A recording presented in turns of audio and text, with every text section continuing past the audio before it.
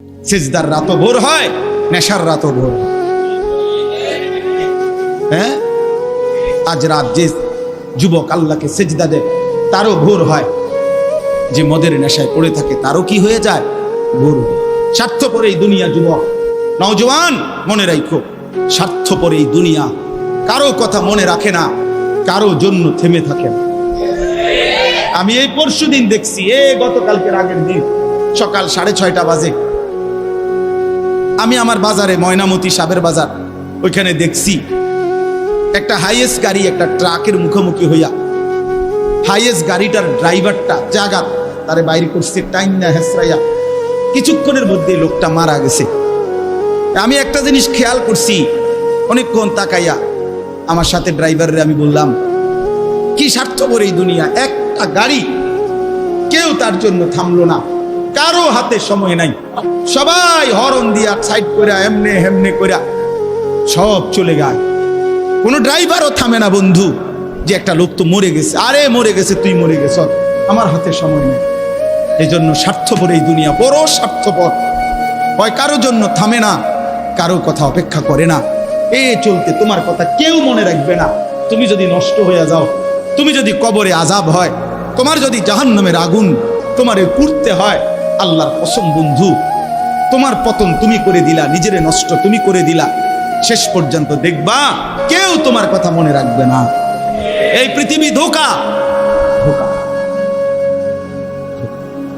চলো এর জন্য আল্লাহর দিকে ফিরে আসি।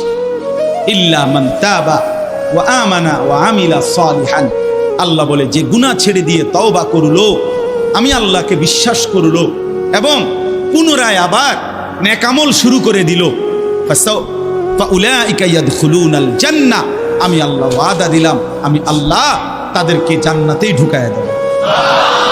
ওয়ালা ইউজলামুনা শাইআ, কোনো জুলুম করা হবে না এক বিন্দু। অর্থাৎ পেছনের গুনার জন্য আমি লজ্জা দেব না, বরং তওবা করার কারণে, ফিরে আসার কারণে, নতুন করে আবার নামাজ সেজদা বন্দিগি পাক পবিত্র জীবন চলার কারণে এখন থেকে নিয়ে বাকি জিন্দেগির আমলের বরকতে জান্নাত দিয়ে দেব। এই জন্য প্রিয় সন্তান, প্রিয় কিশোর, নওজওয়ান, যুবক, চলো ইনশাআল্লাহ বদলাইবার সিদ্ধান্ত নেই। সবাই এই পরিমাণ শাহওয়াত, এই পরিমাণ অবৈধ কামনা বাসনা, নারী ছবি, অশ্লীলতা, বেহায়াপনাতে মাতাল হয়ে গেছে বন্ধু চারিদিকে, সমাজের চারিদিকে। হজ্জের সফরে ছিলাম, যে কয়দিন যাই খোঁজ খবর নিছি, দেশের খবর একটাই, হত্যা, খুন, ধর্ষণ, নারী নির্যাতন।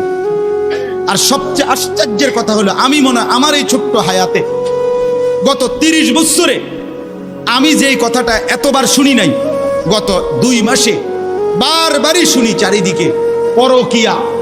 এটা এই পরিমাণ সমাজে বেড়ে গেছে, অসভ্যতা, যে স্বামী থাকতো নারী অন্য পুরুষের প্রতি আসক্ত, স্ত্রী থাকতো ওই জানোয়ার অন্য নারীতে আসক্ত, এটা খুব বেশি পরিমাণ বেড়ে যাচ্ছে, যার কারণে আপনজনকে হত্যা করতে পর্যন্ত লজ্জিত হচ্ছে না। এর চাইতে বড় আশ্চর্য, আশ্চর্য বাংলাদেশে এর চাইতে বড়, এর চাইতে দুর্ধর্ষ হত্যার ঘটনাও 2 দিনে কি হয়ে যায় খবর বোঝা যায়। কিন্তু এখানে কেন বোঝা যাচ্ছে না? বোঝা যাচ্ছে এটা স্পষ্ট, আপনজনের এটা ধামাচাপা দেওয়ার জন্য সব রকমের প্রসেসিং করা হচ্ছে,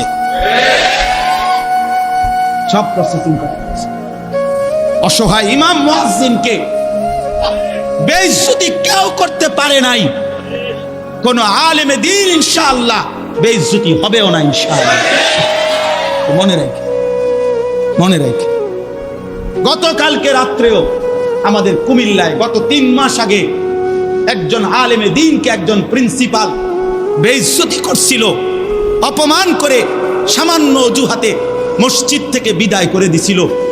ওই কলেজের ছেলেরা গতকালকে রাত্রে ওই মসজিদের ভিতরে ঢুকাইয়া 9 ঘন্টা আটকাইয়া তারে, তার হাতে ছাত্রদের উপস্থিতিতে তারে পদত্যাগ পত্র দিয়া ঘাট ধরে কলেজ থেকে বের করে দিছে। আল্লাহ তাআলা বেইজ্জতি করে দেখায় দিছে। ছাত্ররা বলছে, স্যার সই দেন, আপনারে 50 টাকা দিব। মানে 50 টাকা, 100 টাকার লোভ সামলাইতে পারেন নাই, নেন। পদত্যাগপত্র সই দেন। এজন্য দোস্ত, নারীর আসক্তি, জিনা, ব্যভিচার, পরকীয়া